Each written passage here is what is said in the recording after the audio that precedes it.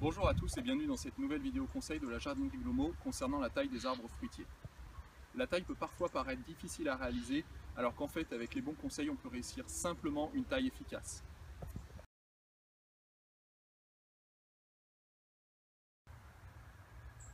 Nous allons commencer par la taille de formation, car c'est généralement la première taille qui s'effectue sur les fruitiers et c'est aussi la plus importante car c'est elle qui va déterminer la forme générale et la taille de votre arbre à long terme.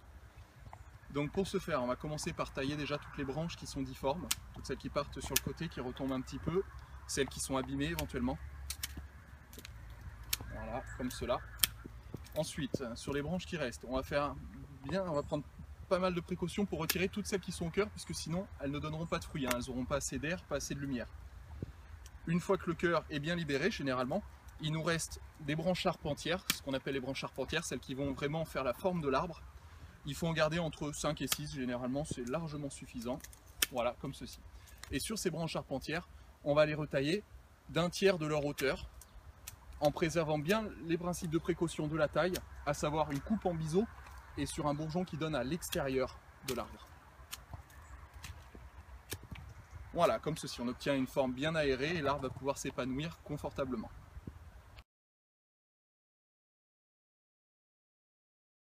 Nous voici cette fois-ci devant un sujet plus âgé, déjà formé, et on va effectuer ce qu'on appelle la taille d'entretien, tout simplement. Donc, toujours sur le même principe, on enlève les branches biscornues, toutes les branches qui sont au cœur, qui vont par la suite manquer d'air. Voilà. Comme ceci, on obtient quelque chose de plus aéré, plus homogène aussi. Voilà. Et ensuite, toutes les branches de l'année, on peut les retailler environ d'un tiers. C'est pas indispensable, mais c'est mieux pour maintenir une jolie forme à votre arbre.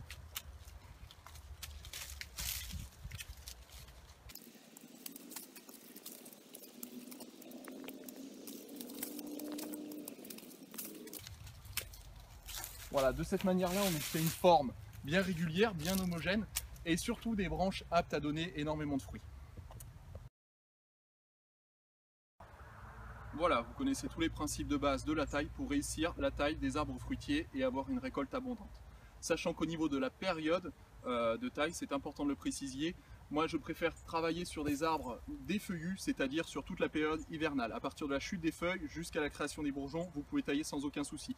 Il y en a aussi qui pratiquent la taille en verre pendant que l'arbre est en feuille, mais à ce moment-là, il faut être un petit peu plus précis puisqu'on risque de blesser l'arbre.